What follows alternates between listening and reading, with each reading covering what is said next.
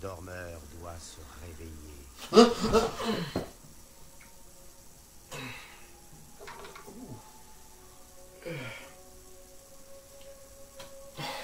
Ils m'appelleront. On regardait quoi déjà? Oh, Dune.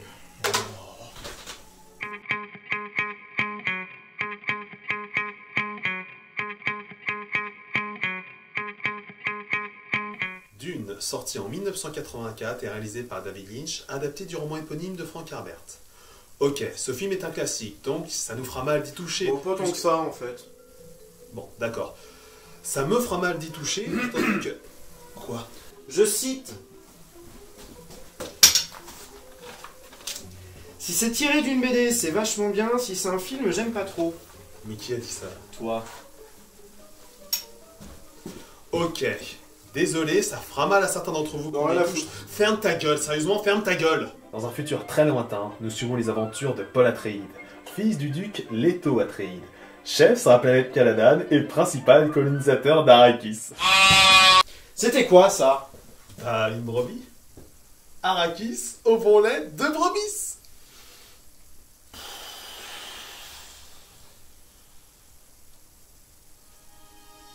Paul est poursuivi par les Harkonnen. Voici le baron Harkonnen, Roux et moche. son neveu, Roux et moche. Sting, Roux et... roux. Et Je note juste que les roux sont les vilains, ce qui est peut-être le seul élément réellement cohérent du scénario. on va pas rester là-dessus. Arrakis. Au bon lait de brebis. Arrakis occupe une place prépondérante dans cet univers. En effet, c'est la seule planète à pouvoir produire l'épice. Une substance procurant des pouvoirs et permettant de courber l'espace pour pouvoir se téléporter. En gros, ceux qui possèdent l'épice contrôlent l'univers. Oh, attends. Ça permet de contrôler l'univers, hein? Mais pourquoi est-ce que les Indiens ne sont pas les maîtres du monde alors, hein?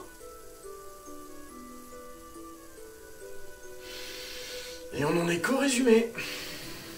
On apprend dans le film que la température à la surface d'Arrakis y est de 350 degrés Kelvin. Pour les néophytes comme Étienne, je rappelle que les degrés Kelvin sont en quelque sorte les unités de mesure de la température universelle et qu'ils permettent de mettre d'accord les Américains avec leurs degrés Fahrenheit à la con et les degrés Celsius de notre bonne vieille Europe. D'accord, mais ça parle à personne ton histoire là. Concrètement, ça fait combien en termes de degrés? Environ 77. C'est beaucoup, non? On n'est pas censé crever à partir d'une certaine température? Si. Heureusement, la transpiration est là pour nous permettre de réguler notre température interne qui est de 37,5 degrés. Dans un désert terrien, le Sahara par exemple, il fait 58 degrés et nous perdons en moyenne 12 litres d'eau par jour. Il est important de boire régulièrement pour renouveler notre stock d'eau qui est de 45 litres. Sur Arrakis... Au bon lait de brebis!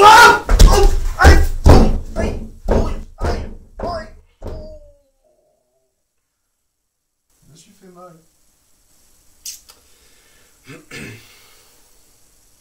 Sur Arrakis, il fait 77 degrés, et nous y perdons donc 15 litres d'eau par jour. Étant donné que notre corps contient 45 litres d'eau, nous pouvons survivre pendant 3 jours sans boire sur cette planète. Conclusion. N'importe quoi! C'est n'importe quoi, on voit personne boire dans le film. Bah oui, mais c'est normal. Comment ça, c'est normal? Bah, tu sais, les habitants d'Arrakis, ils ont donné un distil à Paul. Ah, le truc des Fremen, là. Ouais, c'est le truc qui permet de recycler l'eau, c'est la transpiration en eau, c'est ça. Ouais, j'ai compris. La transpiration et les autres fluides corporels. Je veux dire la merde, je veux dire les excréments aussi. Ouais. Mais ce film est dégueulasse.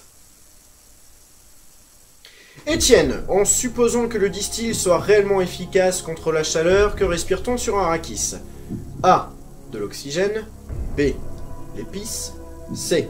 Du lait de brebis. D. Des poussières. J'utilise un joker. Vous utilisez donc votre joker et appelez votre ami. Excusez-moi. Allô? Nico, j'ai vraiment besoin de toi là. Écoute, en admettant que le distil soit efficace, est-ce que... Allô? Oh le salaud. Alors Étienne, quelle est votre réponse? Je dirais la réponse A, par logique. Bravo! Étant donné qu'aucun des personnages ne meurt par asphyxie, nous pouvons penser en toute logique que la réponse A est la bonne. Sauf que ce film n'a aucun sens. La bonne réponse était la réponse D. Vous repartez avec que dalle parce que vous avez perdu. Vous êtes mauvais. Au revoir. La couleur du ciel de cette planète nous donne une information capitale sur ce qu'il contient. Des poussières. Celle-ci renvoie la lumière jaune-orange dans toutes les directions de l'espace avec plus ou moins d'efficacité. Ce processus s'appelle la diffusion. Rien de bien étonnant sur une planète couverte de sable et sujette à de nombreuses tempêtes. Je vais pas rentrer dans les détails parce que...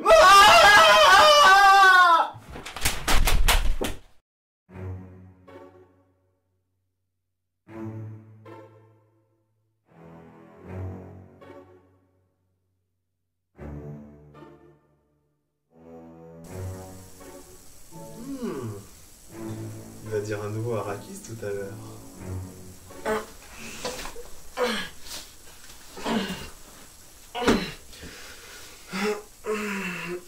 Pardon pour ce petit imprévu.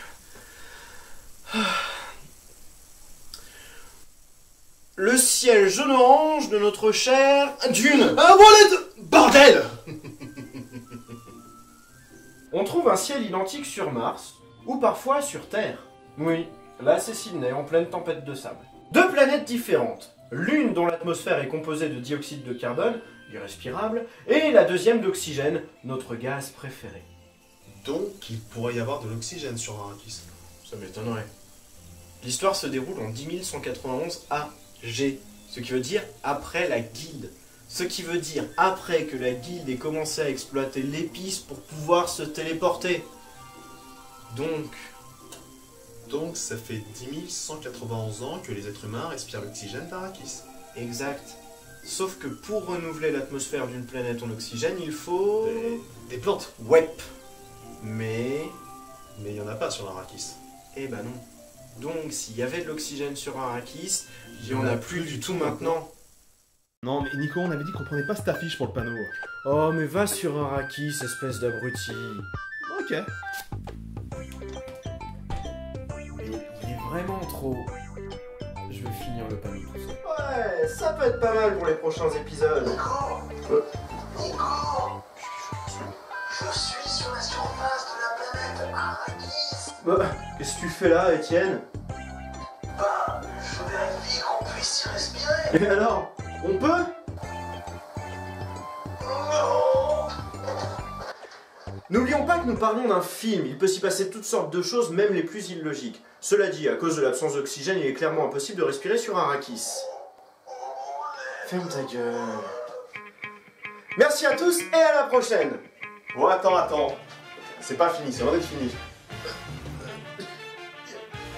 Et qu'est-ce que tu fais là? T'es mort sur Arrakis? On s'en fout, tu viens de dire qu'il y avait plein de trucs impossibles dans les films.